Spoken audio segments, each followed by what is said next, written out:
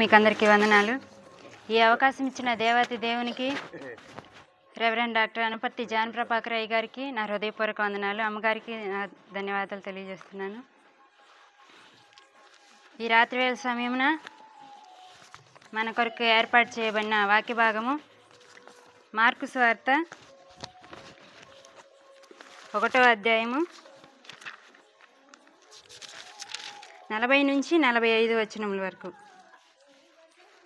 ఒక కుష్ఠిరోగి ఆయన యొద్దకు వచ్చి ఆయన ఎదుట మోకాళ్ళూని, నీకిష్టమైతే నన్ను శుద్ధినిగా చేయగలవని ఆయనతో చెప్పి ఆయనను వేడుకొనగా, ఆయన కనికరపడి చేయి చాపి వానిని ముట్టి, నాకిష్టమే, నీవు శుద్ధుడవు కమ్మని వానితో చెప్పెను.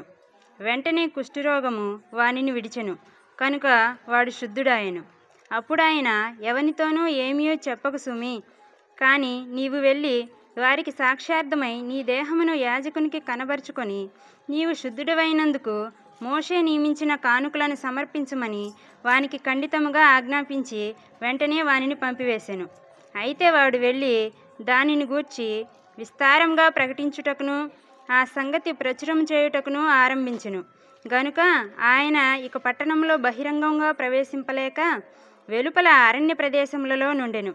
నలుదిక్కుల నుండి జనులు ఆయన యొద్దకు వచ్చుచుండిరి. ప్రార్థించుకుందాం. పరిశుద్ధుడైన పరమ తండ్రి, ఈ రాత్రి వేళ సమయంలో మాకు ఇచ్చిన అవకాశాన్ని బట్టి వందనములు తెలియజేస్తున్నాం. ప్రభువా, నా నాయన, మేమందరం ఇక్కడ కూడి ఉండగా మీరు మాకు తోడై ఉండండి. నా నాయన, శిష్యుల యొక్క హృదయాలు మీరు తెరిచారని మీ వాక్యంలో రాయబడి ఉంది. నా నాయన, నినివే పట్టణంలో వచ్చిన ఉజ్జీవాన్ని మీరు మరలా రప్పించండి. నా నాయన, పేతురు కాలంలో వచ్చిన ఉజ్జీవాన్ని మళ్ళీ రప్పించండి. నాయన, అతని బోధ విన్న వారందరి మీదకి పరిశుద్ధాత్మ దిగినని నీ వాక్యంలో రాయబడి ఉంది. ప్రభా, మేమందరము మీ స్వరం వినడానికి ఇక్కడ కూడి ఉన్నాం. నాయన, మీరు మాతో మాట్లాడమని, బలహీనురాలను నన్ను శక్తివంతురాలుగా చేయమని నీ వాక్యము ప్రకటించుటకు ఇచ్చిన అవకాశాన్ని బట్టి వేలాది వందనాలు స్తోత్రములు చెల్లిస్తున్నాను. నాయన, మీరే మాకు తోడయండి, వాక్యంలో సహాయం దయచేయమని, మీ మాటలు వినుటకు ప్రభువా మేము శ్రద్ధ చూపులాగానే మీరు సహాయమును దయచేయమని, ఈ ప్రార్థన ఆలకించమని ప్రభు అని యేసుక్రీస్తు నామమున విన్నపములను అడిగి వేడుకొంచున్నాం తండ్రి. ఆమేన్. ఇప్పుడు మనం చూసుకున్న వాక్య భాగం ఏంటంటే, ఇంతకుముందు వరకు యేసు ప్రభు వారు ఆయన బాప్తిసం తీసుకోవడం, తర్వాత జాలరులను ఆయన శిష్యులుగా చేసుకోవడం చూస్తూ ఉన్నాం. ఈరోజు ఏంటంటే యేసు ప్రభు వారు స్వస్థతలు చేస్తున్నాడు. ఇది మనం చూసుకున్న 40వ వచనం కాకుండా ముందుకు వస్తే కొంచెం 34వ వచనం చూసినట్లయితే చదవండి ఎవరైనా. 34వ వచనం, 1వ అధ్యాయం 34వ వచనం. నానావిధ రోగముల చేత పీడింపబడిన అనేకులను స్వస్థపరచి అనేకమైన దయ్యములను వెళ్ళగొట్టెను. అవి తన్ను చాలా అంటే యేసుప్రభు వారు ఏం చేస్తున్నారంటే, ఆయన చాలా స్వస్థతలు చేశాడు. అవన్నీ మనకి తెలుసు. ఏం చేశాడు? ఇంతకుముందు అపవిత్రాత్మలను పట్టిన వాడిని, ఇంకా దెయ్యములు పట్టిన వాడిని, జ్వరంతో ఉన్నవారిని, వాళ్ళందరినీ, ఇంకా రకరకాల రోగాలు ఏమైతే ఉన్నాయో ఆ రోగములన్నిటి నుంచి విడుదలను దయచేస్తూ ఉన్నాడు. అయితే ఇక్కడ ఏం చేస్తున్నారంటే, మనం కుష్ఠరోగం కలిగిన వాళ్ళని చూస్తున్నాము. కుష్ఠరోగి ఒక ఆయన ఏం చేస్తున్నాడంటే, ఇవన్నీ స్వస్థతలన్నీ విని ప్రభు దగ్గరికి వచ్చాడు. ఆ కుష్ఠరోగి ఏం చేస్తున్నాడు? ఆయన వద్దకు వచ్చి, ఒకసారి 40వ వచనం చూద్దాము. ఒక కుష్ఠరోగి ఆయన యొద్దకు వచ్చి ఆయన ఎదుట మోకాళ్ళుని, నీకిష్టమైతే నన్ను శుద్ధినిగా చేయమని ఆయన్ని ఏం చేస్తున్నాడు? వేడుకుంటున్నాడు. అప్పుడు ఆయన ఏం చేస్తున్నాడు? కనికరపడి, కనికరపడి యేసు ప్రభు వారికి ఉన్న స్వభావాలను ఏంటి? జాలి, దయ, కృప, దయాళుత్వం, దీనత్వం, ఇవన్నీ ఆయనకున్న లక్షణాలు. ఇప్పుడు మనం దీన్ని అర్థం చేసుకోవాలంటే ఆయన యొక్క లక్షణాలన్నీ మనం తెలుసుకొని ఉండాలి.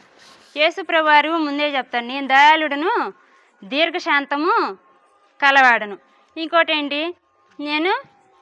ఆయన గురించి ఆయన చెప్పుకుంటూ, నేను సాత్వికుడను, దీన మనసు కలవాడను అని చెప్తున్నాడు. దీన మనసు అంటే ఏంటంటే, అత్యున్నత స్థానం నుంచి అత్యల్ప స్థానానికి దిగి రావడం. ఏది అత్యున్నత స్థానం అంటే, ఒకసారి మనం ఫిలిప్పీయులకు రాసిన పత్రిక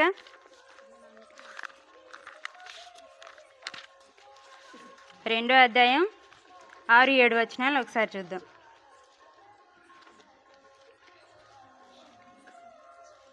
ఆయన దేవుని స్వరూప స్వరూపము కలిగిన వాడే ఉండి చదువు దేవునితో సమానముగా ఉండుట విడిచిపెట్టకూడని భాగ్యమని ఎంచుకొనలేదు గాని మనుషుల పోలికగా పుట్టి దాసుని స్వరూపమును ధరించుకొని తన్ను తానే రిక్తునిగా చేసుకొనెను. చాలు. యేసు ప్రభు వారిది ఏ స్థానం అంట? దేవునితో సమానమైన స్థానం. యేసు ప్రభు వారిది దేవునితో సమానమైన స్థానం అయితే ఆయన ఏం చేస్తున్నాడు? దేవునితో సమానమైన స్థానం వదులుకొని మనిషి రూపం ధరించి ఆయన దాసునిగా ఈ లోకానికి తిరిగి వచ్చాడు. ఆయన రిక్తికుండిగా చేసుకొని ఆయన దేవునితో సమానమైన స్థానాన్ని వదిలిపెట్టుకున్నాడు. అదిగాక మనిషి రూపం ధరించుకున్నాడు. దాసునిగా ఈ లోకంలో ఉంటున్నాడు. ఎందుకంటే యేసు ప్రభువారు మన నిమిత్తమే భూమి ఆకాశాలు సృజించిన వాడు, సర్వాన్ని సృజించిన దేవుడు మన కోసం మనిషిని రూపం ధరించాడు. దాసుని పోలికగా ఇక్కడ జీవించడం జరుగుతుంది. మనం ఎప్పుడైనా ఉన్నత స్థానంలో ఉన్నవాళ్ళు చాలా తక్కువ స్థానానికి రావడానికి ఇష్టపడతామా? ఎవరైనా లేదు. మనం ఎప్పుడైనా ఎక్కువ పైనే ఉండాలనుకుంటాం కానీ మరీ దీనస్థితికి దిగి రావాలని అనుకోము. కానీ దేవుడు అంత గొప్ప త్యాగాన్ని చేసి మన కొరకు మనిషి రూపాన్ని ధరించి ఈ భూలోకంలోనికి వచ్చి ఉన్నాడు. అయితే యేసు ప్రభువారు రావటం బాగానే ఉంది. ఆయన ఎలా వచ్చాడు మనకు తెలుసు. యేసు ప్రభువారు పుట్టుక ఎలా జరిగింది? ఆయన జన్మించినప్పుడు సత్రంలో స్థానం ఉందా? లేదు. ఆయన ఎట్లాగా పశువుల తొట్టులో పడుకొండ పెట్టి ఉన్నారు కదా, పశువుల శాల చూపించి అందులో ఆయన ఉంచారు. అయితే యేసు ప్రభువారు పుట్టిన కుటుంబం ఎలా ఉంటుంది, ఆ ఆర్థిక పరిస్థితులు వాళ్ళు ఎలా ఉన్నాయో అనేవి చూసుకుంటే ఒకసారి చూద్దాం మనం. లూకాసు వార్త 2వ అధ్యాయం 22-24.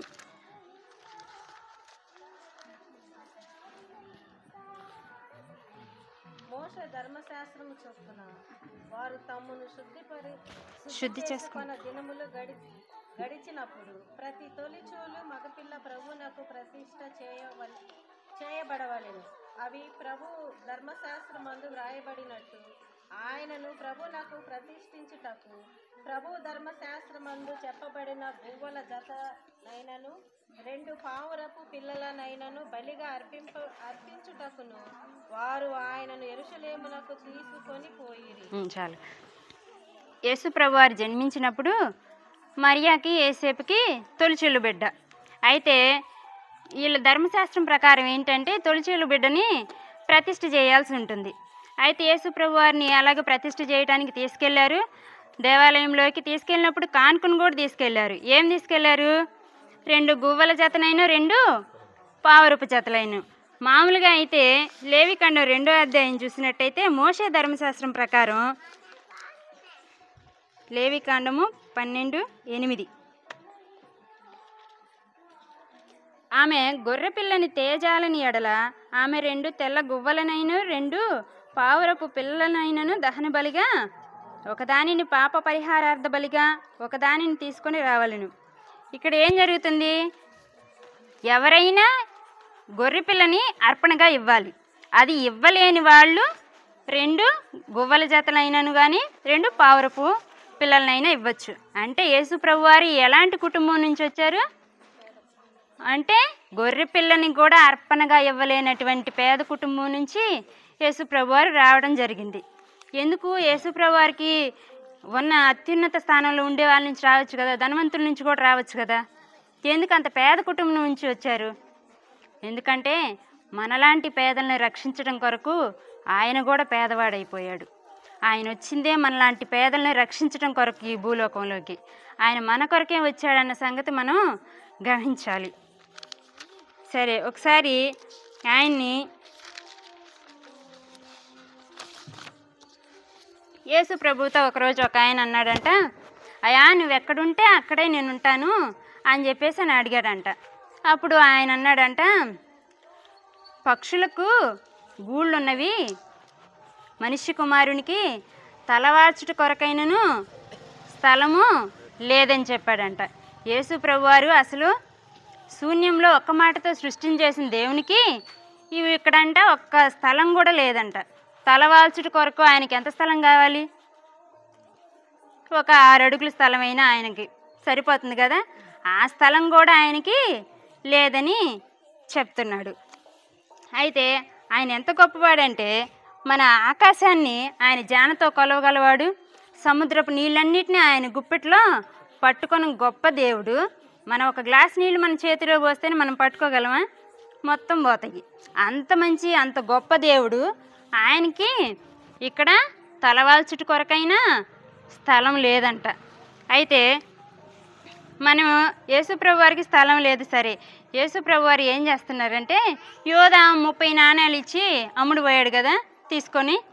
తర్వాత ఏం చేస్తాడు, తన తప్పు తెలుసుకొని ఆ 30 నాణ్యాలు దేవాలయంలో పడబోసినప్పుడు ప్రధాన యాజకులు ఏం చేస్తారు, ఆ 30 నాణ్యాలు కూడా తీసుకొని వాళ్ళు స్థలం కొనుక్కున్నారు. కొని పరదేశంలో పాతి పెట్టుటకు ఆ స్థలాన్ని కొన్నారని మనకు కనబడుతుంది. అయితే ఆయన ఎంత దీనత్వంగా ఉన్నాడంటే ఆయన సిలువ వేయబడ్డప్పుడు కూడా ఆయన వస్త్రాలు కూడా ఏం చేశారు, చీట్లు వేసి పంచుకున్నారని మనం చూస్తున్నాం. అంటే ఆయన చివరి క్షణంలో కూడా ఆయన కోసం ఒకటి సంపాదించుకోలేదు, నాకు ఒకటి కావాలని ఆశపడలేదు. అయితే ఇప్పుడు మన మార్క్స్ వార్త మనం చూసిన దాంట్లో చూసినట్లయితే యేసు ప్రభు వారు ఏం చేస్తున్నాడు, ఆయన కుష్ఠరోగి గలవాడు, అయ్యా నన్ను నీకు ఇష్టమైతే నన్ను బాగు చేయని అడుగుతుంటే నాకు ఇష్టమే, నువ్వు బాగుపడు అని చెప్పిన తర్వాత ఏం చేస్తాడంటే నువ్వు ఎవరికి చెప్పొద్దు అంటాడు. ఒకసారి చూద్దాము.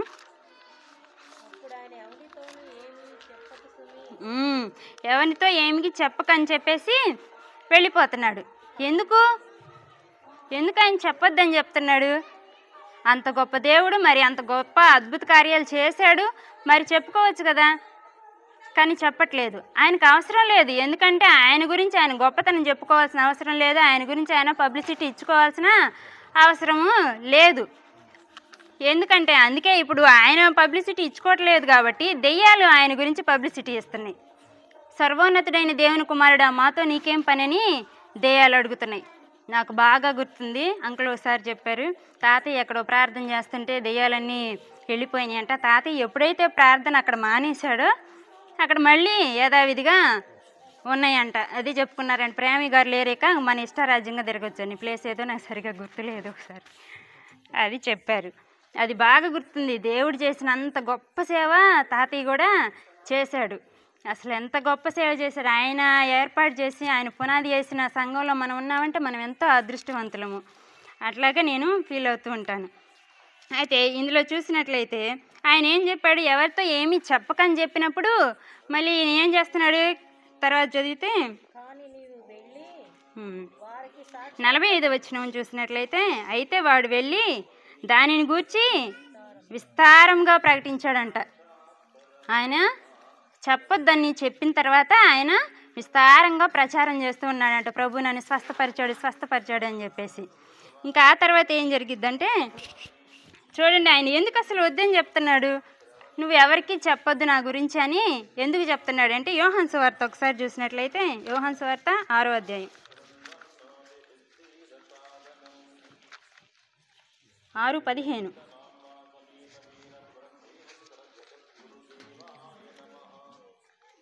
రాజుగా చేయుటకు వారు వచ్చి తన్ను బలవంతంగా పట్టుకొని పోవచ్చున్నారని యేసు ఎరిగి మరలా కొండకి ఒంటరిగా వెళ్ళెను. యేసు ప్రభు చేసిన అద్భుత కార్యాలన్నీ మనుషులందరూ విన్నారు. ఏమేం చేశారు, గుడ్డివారికి కళ్ళు వచ్చినాయి, కుంటివారిని నడిపించారు, కుష్ఠరోగులను స్వస్థపరిచారు, అపవిత్రాత్మలను పట్టిన వారికి విడుదలని దయచేశాడు. చాలా అద్భుతాలను చూసి వీళ్ళు ఏం చేస్తారంటే యేసు ప్రభువుని రాజుగా నియమించుకోవాలని చెప్పేసి ఆశపడుతూ ఉంటారు. యేసు ప్రభు అంటాడు ఇక్కడ అందుకోసమని నువ్వు నా గురించి ఎవరికి చెప్పొద్దని చెప్తున్నాడు. రాజుగా చేయాలని అనుకుంటుంటే మనం ఎంత గొప్పగా పొంగిపోతాము. అవును కదా, అవునా కదా. సీఎం చంద్రబాబు సరిగ్గా పరిపాలించలేకపోతున్నాడు, మీలో ఒకరు రండి పరిపాలిద్దురు కానీ అంటే మనం వెళ్తామా లేదా? ఖచ్చితంగా వెళ్తాం. బస్సులు బంద్ అయినా మనది పట్టుకొని కాలినడకనైనా వెళ్ళి ఆ సీట్లో కూర్చోడానికి ప్రయత్నిస్తాం. యేసు ప్రభు అలా ఏం కోరుకోవట్లేదు. నాకు రాజస్థానం అక్కర్లేదు, ఆయనకు పొగడ్తలు అవసరం లేదు, ఆయన ఏ ధన్యతలను ఆయన కోరుకోవట్లేదు. ఆయన ఒకటే ఎంచుకున్నాడు.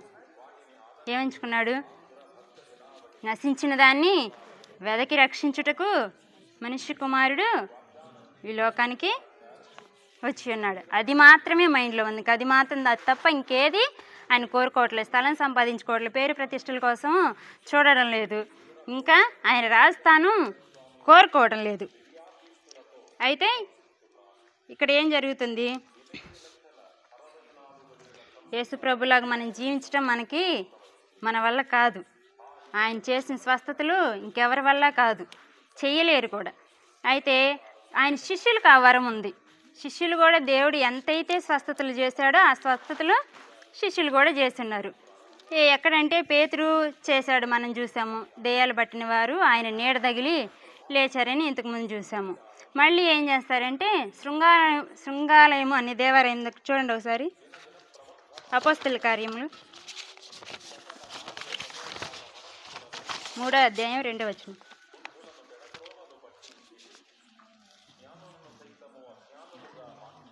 పగలు 3 గంటలు పుట్టినది మొదలుకొని కుంటివాడైన ఒక మనుషుడు మోసుకొని పోబడుచుండెను. వాడు దేవాలయంలోకి వెళ్ళి వారిని భిక్షమడుగుటకు కొందరు ప్రతిదినము వానిని శృంగారమును దేవాలయపు ద్వారము వద్ద ఉంచుచు వచ్చిరి. పేతురును యోహానును దేవాలయంలో ప్రవేశింపబోయినప్పుడు వారు చూచి భిక్షమడుగగా పేతురును యోహానును వారిని తేరి చూచి మా తట్టు చూడుమని వాడు వారి యొద్ద ఏమైనా దొరుకునని కనిపెట్టుచు వారి యందు లక్ష్యముంచి, అంతటా పేతురు, వెండి బంగారములు నా యొద్ద లేవు గాని నాకు కలిగినదే నీకిచ్చుచున్నాను, నజరేయుడైన యేసుక్రీస్తు నామమున నడువుమని చెప్పి వాని కుడి చేయి పట్టుకొని లేవనెత్తిను. వెంటనే వాని పాదములు చీలమండలములను బలము పొందెను. వాడు దిగ్గున లేచి నిలిచి నడిచెను. చాలండి. అయితే పేతురు, యోహాన్లు ఇక్కడ ఈ కుంటివాడిని లేపారని చూస్తున్నాం. శృంగారం అనే దేవాలయం దగ్గర ఒక పుట్టినప్పటి నుంచి నడవలేని ఒక వ్యక్తి, ఆయనకి 40 సంవత్సరాల పైనే ఉండుండొచ్చు. ఆయన నడవలేక అక్కడే ఉండుంటే పేతురు, యోహాన్లు ఆలయం దగ్గరికి వస్తూ చూసినప్పుడు ఏం జరిగిద్దంటే ఇంకా వీళ్ళే చూసి ఆయన్ని స్వస్థపరచాలనుకుంటారు. పేతురు, వెండి బంగారం నా వద్ద లేవు కానీ నాకు కలిగినదే నీకు ఇస్తున్నాను, నా ప్రభువుని నీకు ఇస్తున్నానని చెప్పేసి లేవమని చెప్పి నడవమనగానే అన్నేళ్ల నుంచి నడవలేని వ్యక్తి ఒక మాటతో నడవడం మనం చూస్తున్నాం. ఇలాంటి స్వస్థతలు ఆయన నమ్మిన వారికి సాధ్యమవుతాయనడానికి మనకి కూడా రుజువు ఉంది. తాతయ్య ఉన్నప్పుడు ఇక్కడ చాలా విషపురుగులు కుట్టి చాలామంది ఇబ్బంది పడడం చూసాము. అప్పుడు తాతయ్య అనుచరులు ఇంకో 4-5 ఉండేవాళ్ళు. వాళ్ళు రాత్రి మగలు ప్రార్థన చేసి వాళ్ళకి పూర్తిగా నయమైన తర్వాతే వాళ్ళు వెళ్ళేవారు. వాళ్ళు పూర్తిగా నయమైంది అని చెప్తే అప్పుడు వాళ్ళని ఇంటికి పంపించారు. అంతవరకు ప్రార్థనలు చేస్తూనే ఉంటారు. ప్రార్థన ద్వారా స్వస్థతలు ఇలా జరుగుతాయని మనం అలాగా నమ్మవచ్చు. యేసు ప్రభువారు ఇంత గొప్ప కార్యాలు చేసి కూడా ఆయన చేసినవేవి బయటికి రావద్దని కోరుకుంటున్నాడు. ఆయన రాజస్థానము కోరుకోవట్లేదు. ఆయన గొప్పలు పొగడ్తలు ఏవి వద్దని అనుకుంటున్నాడు. అందుకే ఇక్కడ ఏం చేస్తాడంటే నువ్వెవ్వరికి చెప్పొద్దని ఖండితంగా చెప్తాడు ఆయనకి. కానీ ఆయన విస్తారంగా చెప్తూ ఉన్నాడు. అలా చెప్పడం వల్ల యేసు ప్రభువారు ఆ రాజస్థానం నాకు వద్దని చెప్పేసి కొండల్లోకి మళ్ళీ తిరిగి వెళ్ళడం మనం చూస్తూ ఉన్నాం. అలాగే యేసు ప్రభువారిలో ఎలాంటి పాపం లేదు, ఆయన ఏమీ తప్పు చేయలేదు. కాబట్టి ఆయన గొప్పగానే ఉన్నాడు. నా యందు పాపం ఉన్నదని మీలో ఎవరైనా స్థాపించగలరా అని చెప్పేసి యోహాను సువార్త 8వ అధ్యాయంలో ఒక సవాల్ విసురుతాడు. అంత గొప్పగా మనం చెప్పగలిగి ఉన్నామా? ఆ పాపం మాలో లేదని చెప్పగలిగి ఉన్నామా? దేవుని యందు దేవునిలాగా మనం జీవించాలని మనం ఆశపడితే దేవుడు నిత్యంగా అది మన జీవితంలో నెరవేరుస్తాడు. అయితే మనం ఆయన బిడ్డలుగా పిలువబడ్డవారము కాబట్టి ఆయన లక్షణాలు మనలో కూడా కనబడుతూ ఉండాలి. ఆయన సాత్వికుడు, దీన మనసు గలవాడు. ఆ లక్షణాలు మనలో కూడా మన సాత్వికులమై ఉండాలి, దీన మనసు కలిగి ఉండాలి. దేవుడి ఈ వాక్యాన్ని దీవించును గాక. ప్రార్థించుకుందాం. పరిశుద్ధుడైన పరమ తండ్రి, రాత్రి వేళ ప్రభా మీరు మాతో మాట్లాడిన మాటలను బట్టి వందనములు తెలియజేస్తున్నాం నా నాయన. నా దేవా, మీరు మాతో ఉన్నారు నా నాయన. మీ వాక్యం యొక్క ప్రాధాన్యతను మేము తెలుసుకోలేకపోయి ఉన్నాం నా నాయన. గుడ్డివారమై ఉన్నాం నా నాయన. మీరు మమ్మల్ని జ్ఞాపకం చేసుకోండి నా నాయన. అలాగే నా దేవా, పేతృకాలంలో వచ్చిన ఉజ్జీవాన్ని మాలో మళ్ళీ తండ్రి మా అందరి మీదకి తీసుకురండి. మేము ఏలియా కాలాన్ని చూడాలి నా నాయన. ఎలీషా కాలాన్ని మేము చూడాలి నా నాయన. మా ప్రార్థనని మీరు అంగీకరించండి. అలాగే నా దేవా, కూడి వచ్చిన ప్రతి ఒక్కరిని ప్రభువా మీరు ఆశీర్వదించండి. వాళ్ళ హృదయాల్లో వాక్యమును నింపండి నాయన. వారందరితో మీరు తోడేయండి. మా అందరితో ప్రభా మీరు తోడేయండి, మాకు సహాయమును దయచేయండి. ఈ వాక్యాన్ని ప్రభా 10 30 కాకుండా 100 ఫలింపజేయమని మా ప్రార్థన అంగీకరించమని ప్రభు అయిన యేసుక్రీస్తు నామమున విన్నపములను అడిగి వేడుకొంచున్నాం తండ్రి. ఆమేన్.